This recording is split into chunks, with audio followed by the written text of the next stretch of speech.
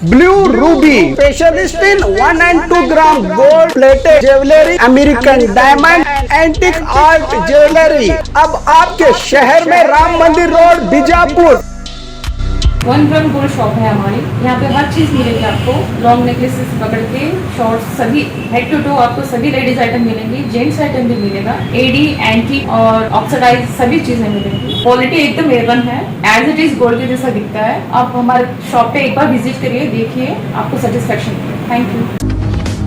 स्वागत है आपका बी न्यूज नेशन में। मैं हूं आबिद हुसैन शेख। गांजा सप्लाई कर रहे व्यक्ति की गिरफ्तारी। बीजापुर जिला बबलेश्वर तालुका संगापुर क्रॉस के पास अवैध रूप से बाइक पर गांजा सप्लाई कर रहे प्रसप्पा चन्नप्पा सिंघे की गिरफ्तारी करते हुए इससे 1 लाख कीमत का गांजा और बाइक जब्त किया है पुलिस ने।